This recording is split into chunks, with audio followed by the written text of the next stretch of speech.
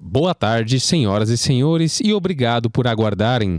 Sejam bem-vindos à teleconferência da São Martinho SA para a discussão dos resultados referentes ao primeiro trimestre da safra 24-25. Participa hoje conosco o senhor Felipe Vicchiato, diretor financeiro e de Relações com Investidores, Alessandro Soares, gerente de RI e Desenvolvimento e Novos Negócios, e John Graham, especialista de RI da São Martinho. O áudio e os slides dessa teleconferência estão sendo transmitidos simultaneamente pela internet no site www.saomartinho.com.br/ri. Os participantes poderão escolher qual o idioma da apresentação deseja visualizar. Na parte superior da tela, duas abas aparecerão com as opções. Informamos que todos os participantes estarão apenas ouvindo a audioconferência durante a apresentação da empresa. Em seguida, iniciaremos a sessão de perguntas e respostas para investidores e analistas, quando mais instruções serão fornecidas. Informamos que algumas informações contidas nesse conference call podem ter projeções ou afirmações sobre expectativas futuras. Tais informações estão sujeitas a riscos conhecidos e desconhecidos e incertezas que podem fazer com que tais expectativas não se concretizem ou sejam substancialmente diferentes do que era esperado.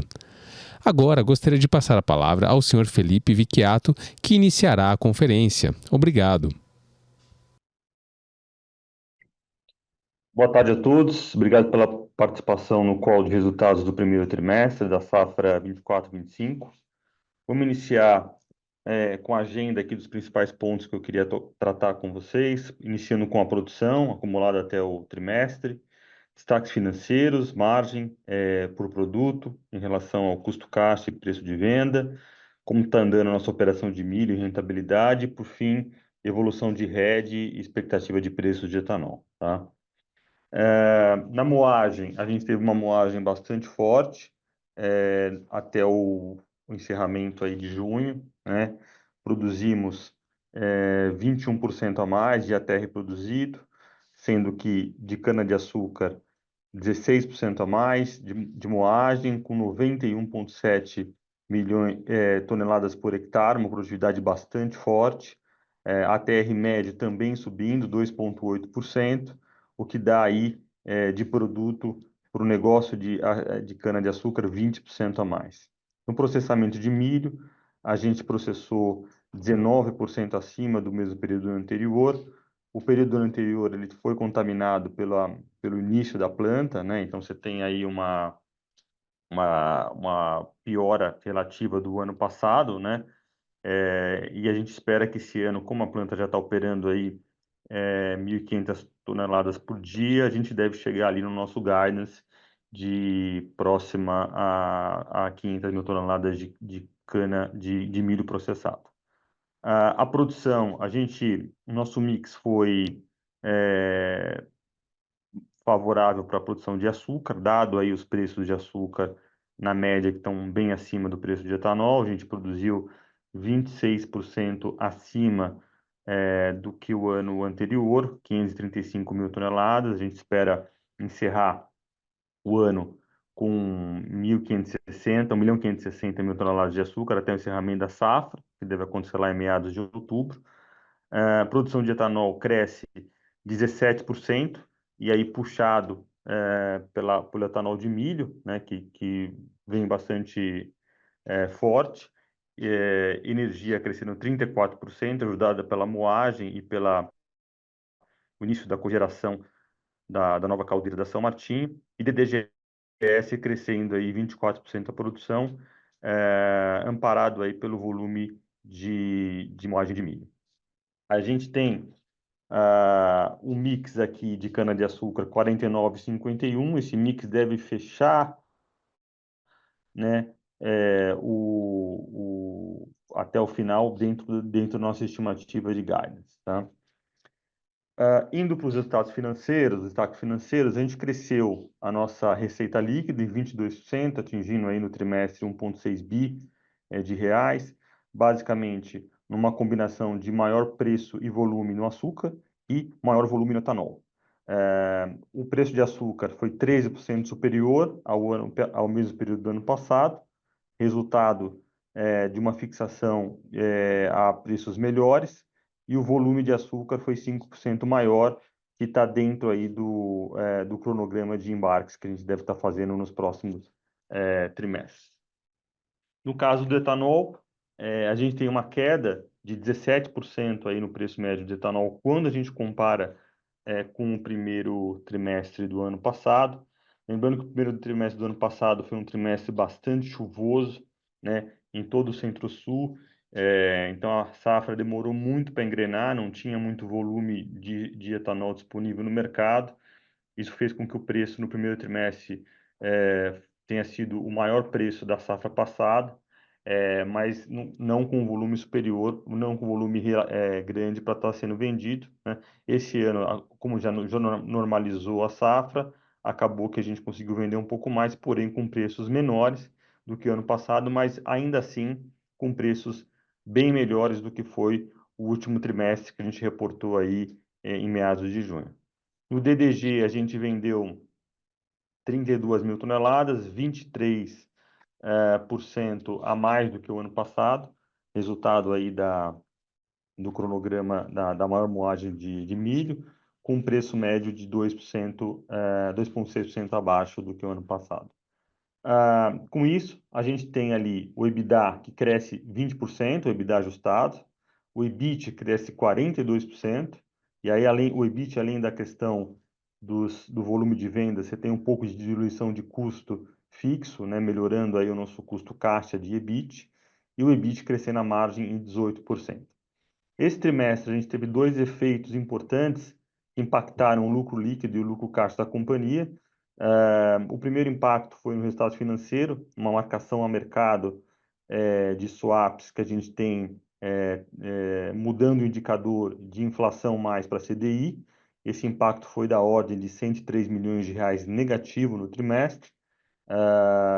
Esses swaps são swaps muito longos aí que vencem em 2033, 34, 35 de debêntures que a gente emitiu no ano passado, e quando a curva abriu muito, a marcação ao mercado disso fica muito relevante. No mesmo período do ano anterior, a gente teve um efeito oposto a isso. Na verdade, dentro desse 1T24, você tem um ganho, né, de MT swap da ordem de 100 milhões de reais.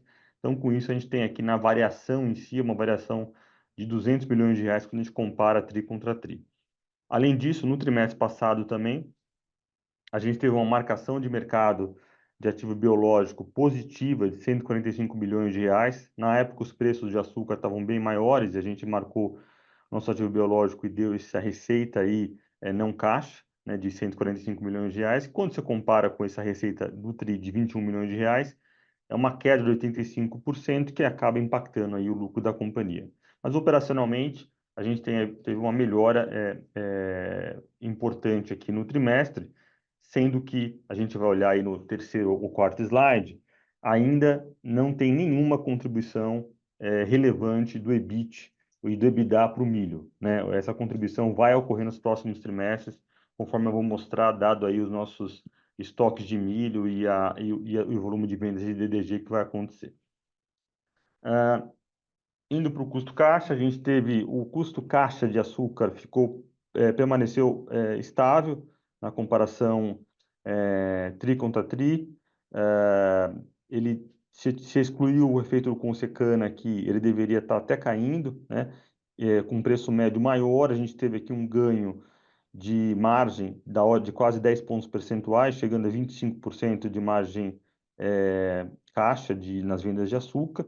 No etanol, a gente teve uma queda no custo caixa do etanol, parte por conta do preço do Consecana e parte é por conta da maior diluição de custo fixo.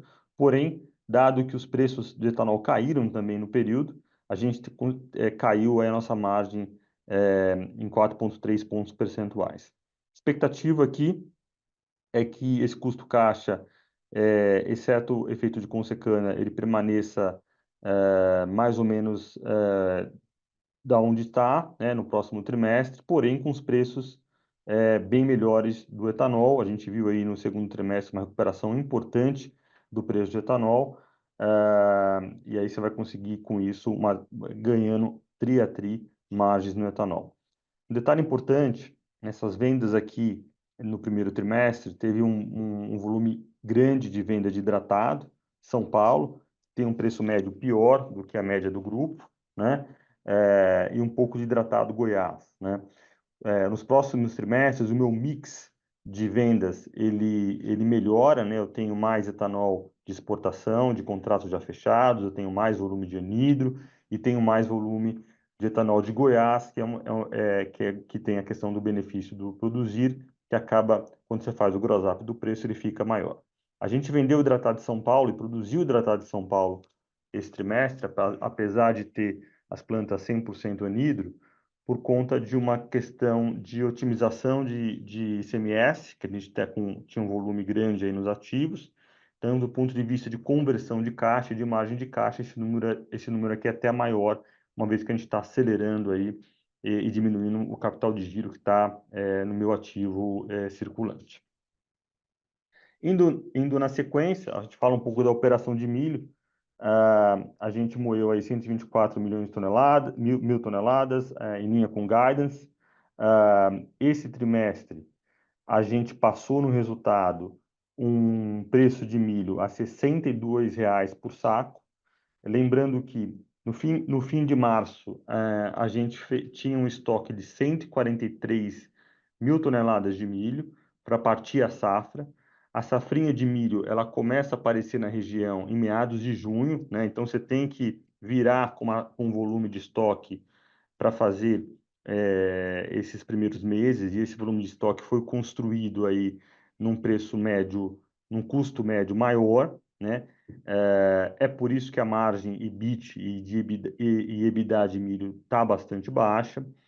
Quando a gente olha o volume de estoque de milho físico que eu tenho, mais as entregas futuras que já estão garantidos os preços, a gente deve estar passando nos próximos trimestres com preço de milho a R$ 51 por saco.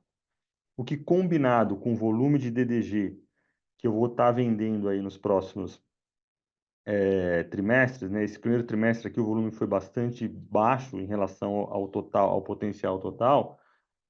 Eu devo estar já indo para um EBITDA e EBIT de etanol de milho entre 250 a 300 milhões de reais no ano inteiro, né? Isso para dizer o seguinte: esse primeiro trimestre não é um trimestre de referência para a gente fazer nenhum tipo de projeção para o EBITDA do milho, uma vez que teve essa questão de volume de vendas de DDG bastante baixo e também um estoque de milho comprado aí a um preço maior para dar partida na safra. Indo na sequência, a gente tem aqui um pouco a nossa posição de hedge no encerramento de junho, né? A gente tinha ali 729 mil toneladas fixadas a R$ 2.454 por tonelada, está fixado tanto uma parte importante aqui em reais e a outra parte está em aberto. A parte de dólar está fixado apenas o açúcar. Isso representa 76% da minha cana própria do que eu vou estar faturando, né? Então, nos próximos 3 trimestres, eu tenho um volume de faturamento ali de cana própria que representa 76% já fixado, né?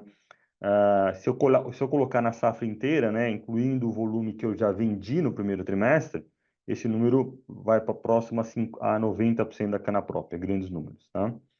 Na safra 25/26, a gente já iniciou as fixações, né, um pouco a nossa política de gestão de risco aqui, apesar da gente estar construtivo com preço de açúcar para o futuro, a gente já vendeu uma parte, né, para se proteger, e isso representa 16% da cana própria, né? A gente ainda está acreditando que o Centro-Sul deva ter um apagão de cana ali no último terço da safra, né? Dado que a gente teve um verão seco e durante todo o ano, até o momento, pouquíssimas chuvas, né? Então, a gente deve ter ali, a partir de setembro, uma queda importante do TCH do setor, e isso deve impactar o volume de açúcar produzido, e a gente entende que isso deve afetar os preços de açúcar, mais com as telas que vão ser entregues lá em março de 25 e as telas futuras da safra subsequente, né? Na sequência aqui, eu terminei uma apresentação, a gente pode abrir para perguntas e respostas. Obrigado. Obrigado. Agora daremos início à sessão de perguntas e respostas. Lembrando que para fazer perguntas escritas, orientamos que sejam enviadas via ícone de Q&A no botão inferior de sua tela. Para perguntas por áudio, favor clicar no ícone levantar a mão no botão inferior de sua tela. Por padrão da dinâmica, seus nomes serão anunciados para que façam suas perguntas ao vivo.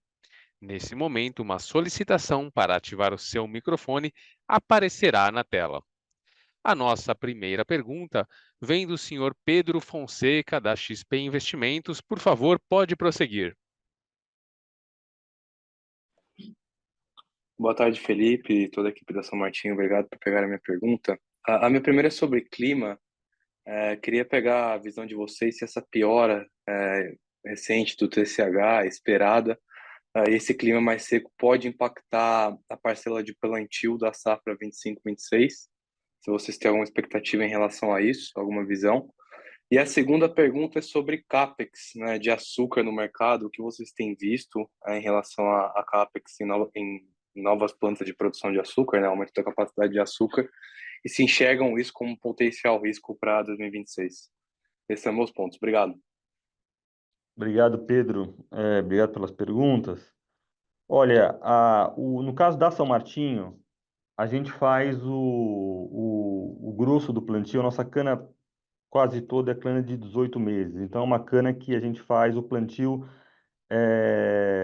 durante entre o mês de janeiro e março, tá?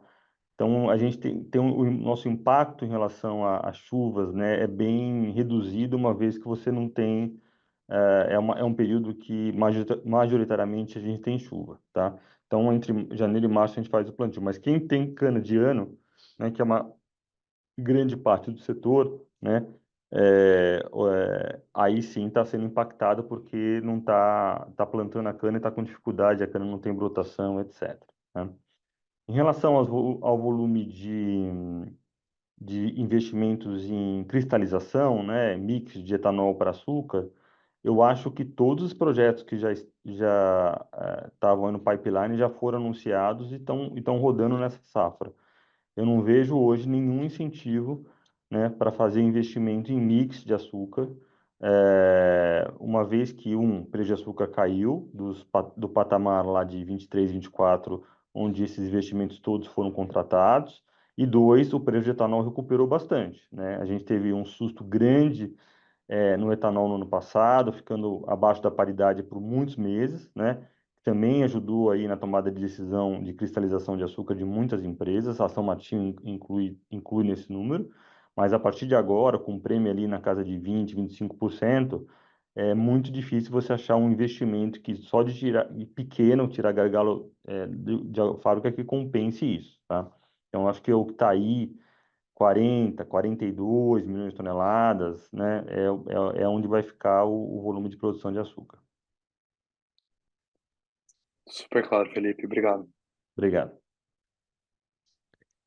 Nossa próxima pergunta vem do senhor Lucas Ferreira, da JP Morgan. Por favor, senhor Lucas, pode prosseguir.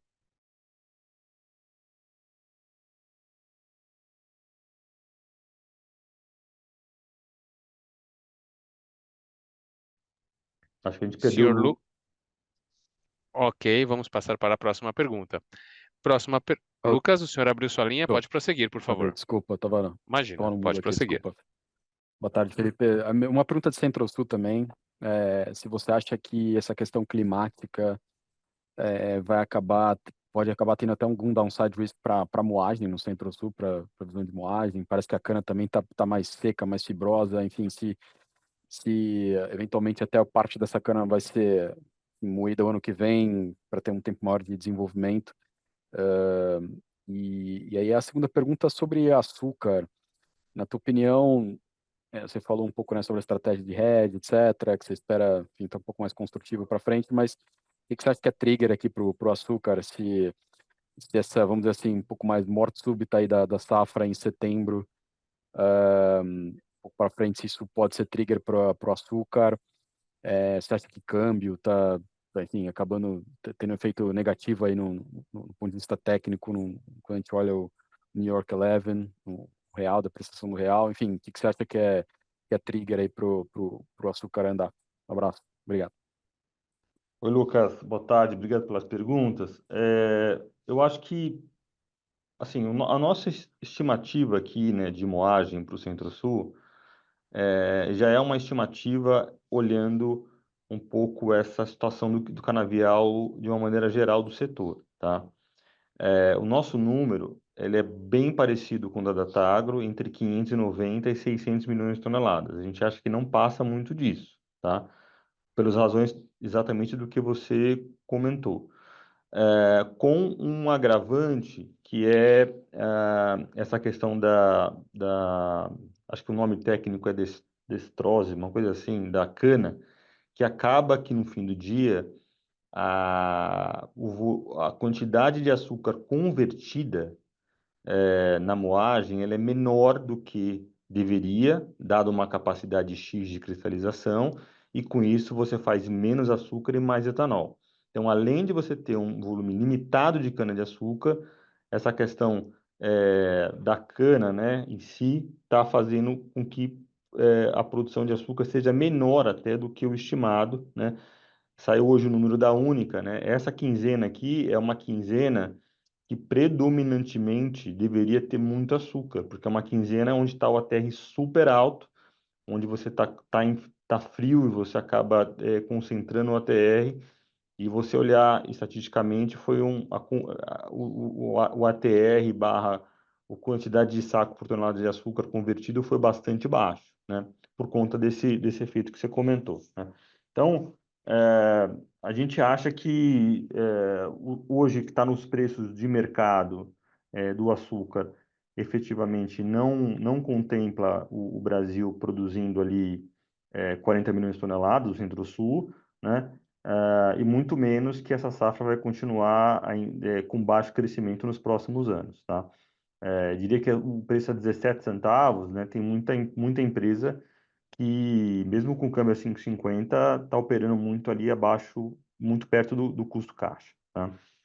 A segunda pergunta, em relação a trilhos de açúcar, acho que é um pouco isso, assim, acho que o câmbio pode ter um efeito técnico aí, né? É um mercado, o mercado de açúcar é um mercado muito líquido, né? Que tem muitos robôs que operam, mas acho que a questão de essa morte súbita da safra, né, quando perceberem que no último terço da cana vai ter cana que não vai ser nem colhida, né, provavelmente vai rodar para ter que esperar o próximo ano para ela crescer, porque não dá para você colher uma cana com, em algumas regiões eu já ouvi entre 40 e 50 toneladas por hectare. E aí, quando acontecer isso e de fato os números aparecerem, talvez seja um trigger aí para os preços de açúcar recuperarem, tá? Estamos próximo aí, né? Acho que, então hoje é dia 13 de agosto, acho que mais uns 30, 40 dias a gente já vai começar a perceber nos quinzenais aí de produção esse efeito. Legal, muito obrigado. Obrigado. Próxima pergunta vem do senhor Luiz Carvalho, da UBS. Por favor, senhor Luiz, pode prosseguir. Fala pessoal, boa tarde, parabéns aí pelos resultados. Tem duas aqui. A primeira, talvez mais em alocação de capital, Felipe, como é que tem sido a visão de vocês aí sobre o potencial da expansão da planta de milho versus eventualmente a fábrica de açúcar, ou eventualmente acelerar um pouco o buyback, aumentar dividendo. Queria entender um pouco a cabeça de vocês nesse sentido. E se tem espaço ainda nesse contexto para mais plantas de biogás, olhando, vamos dizer assim, mais para o médio prazo. A segunda pergunta é sobre preço de açúcar. Assim, o que vocês estão olhando para final do ano para ainda manterem, vamos dizer assim, parte do hedge em aberto? Então, se vocês puderem dividir um pouco, ajuda. Obrigado. Oi, Luiz, boa tarde, obrigado pelas perguntas.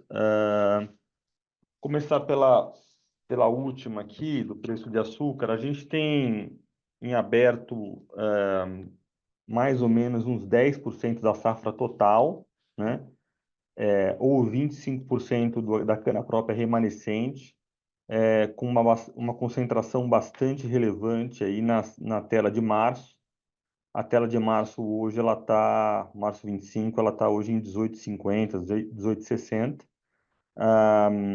A gente acha que no momento em que os dados de TCH e essa morte súbita de cana que a gente já entende que vai acontecer na safra vierem à tona, esse preço pode ir buscar até os 20 centavos, tá? Essa é um pouco a nossa expectativa para essa tela, né? E aí, uma vez essa tela subindo, acaba que tem aí um reflexo nas telas subsequentes, tá? A alocação de capital, você falou de biometano, né? A gente está na metade da construção da planta, a planta deve startar no próximo ano.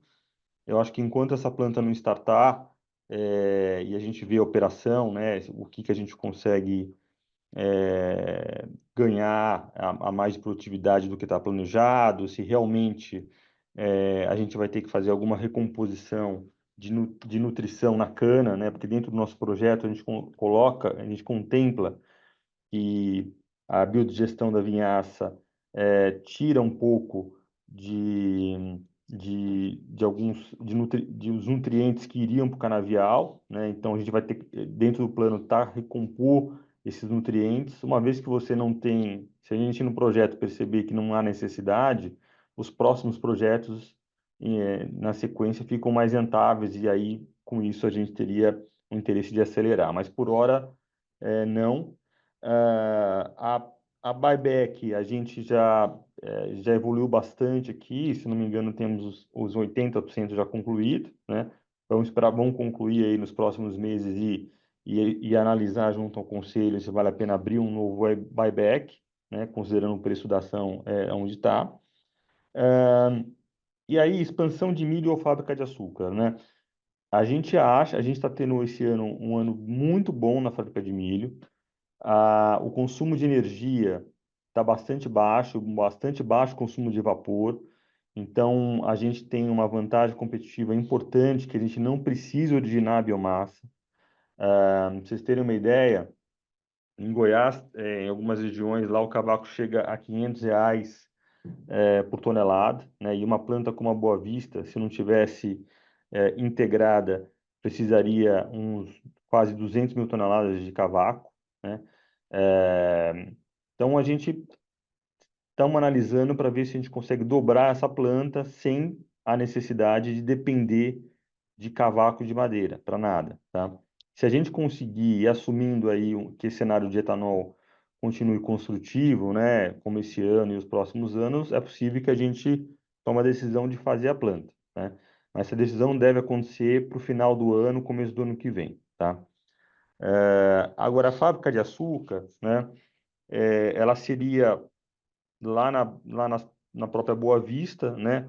O problema, né, é que fábrica de açúcar você sempre tem que é um investimento relevante, né? E você deixa de produzir etanol para produzir açúcar. Então o retorno é sempre mais apertado. Eu diria que se os preços de açúcar, por alguma razão, não recuperarem, e quando eu falo recuperarem é subir ali uns 20% pelo menos do patamar que estão, eu acho difícil algum projeto conseguir pagar, né, com a atual situação da Boa Vista, né? Porque quando você faz uma fábrica de açúcar na Boa Vista, você perde etanol, você perde levedura, né? A gente tem lá uma fábrica de levedura bastante moderna que a gente vende, né? Então, eu produzindo menos vinhaça, eu não consigo produzir levedura. E o etanol, até 2032, a gente está dentro do produzir, né? Tem esse benefício fiscal que no açúcar não teria, né? Então, eu acho que dentro de alocação de capital, o que é mais lógico aqui seria a expansão do milho, tá? Perfeito. Fechado. Obrigado, pessoal. Obrigado. Próxima pergunta vem do senhor Bruno Tomazetto, do Itaú BBA. Por favor, senhor Bruno, pode prosseguir.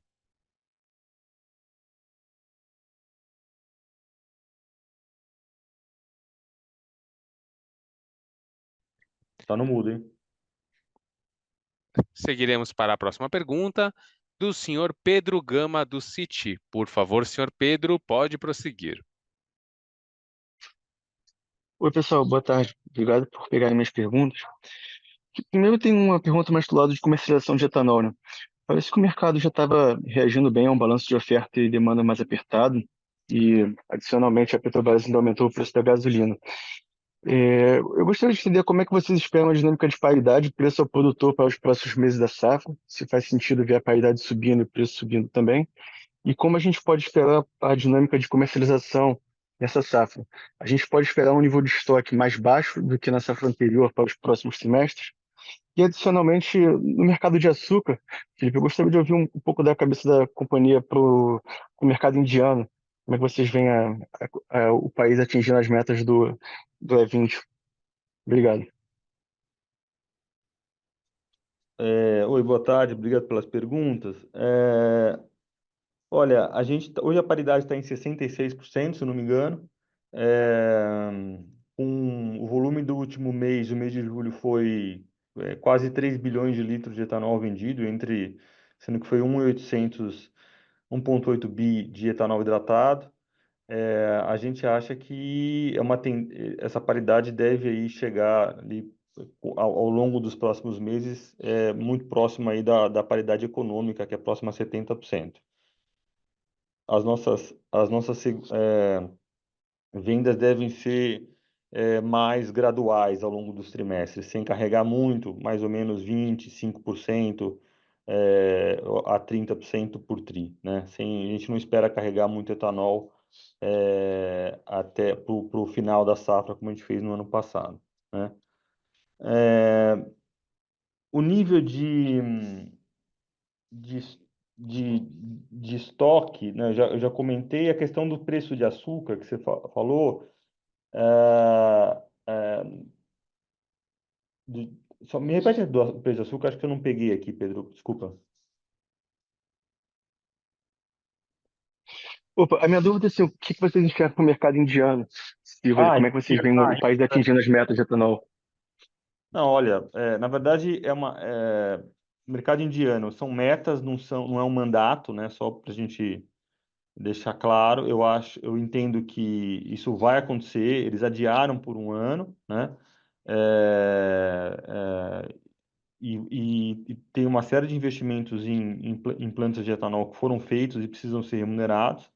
A gente acha que eles vão fazer e vai haver uma conversão de açúcar para etanol, né? Então, estamos expectativa que isso aconteça aí no próximo ano com uma maior velocidade, até porque no próximo ano eles provavelmente vão recuperar a produção de açúcar, tá? Que vem de uma base bastante baixa.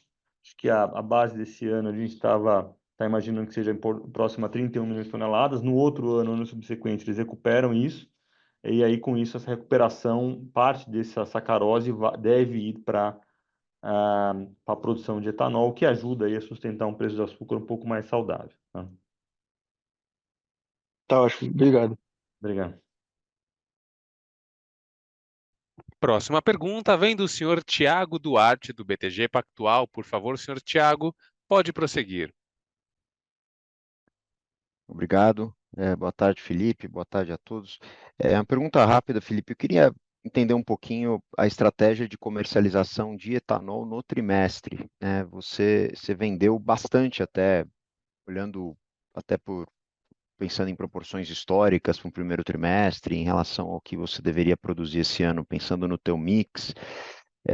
Queria entender e eu tenho a impressão que você não virou a safra, né, da safra passada para essa estocado. Então, eu queria entender um pouco, não sei se era uma questão de capacidade física de estocagem ou algum outro motivo para você ter vendido bastante etanol nesse TRI, considerando até a visão que você já vinha colocando de expectativa de recuperação de preço, que aconteceu parcialmente no TRI, mas claramente está acontecendo mais agora e caminhando para a segunda metade da safra, como você já argumentou antes aqui.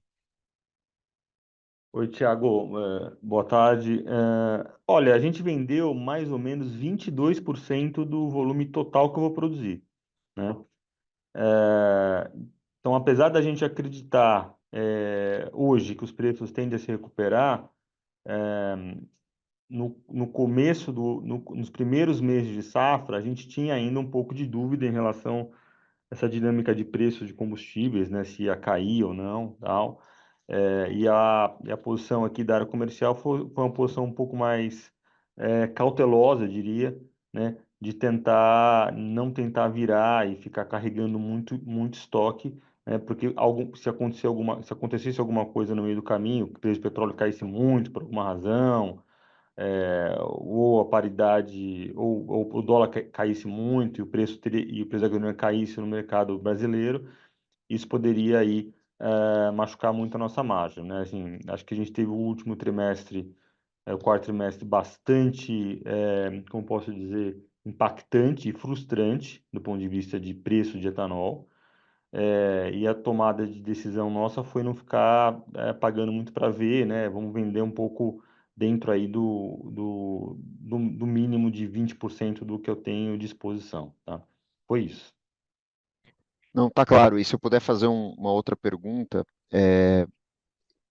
quanto, em que percentual, pegando a média da indústria, a média do Centro-Sul, na cana-de-açúcar,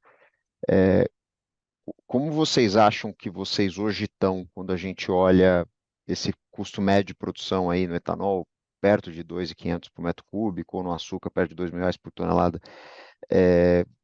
Onde você acha que a indústria está em termos desse custo de produção na média, Olha, aproximadamente? eu acho que a indústria está 20% acima disso. Tá claro. Mais ou Obrigado. menos, tá? Obrigado.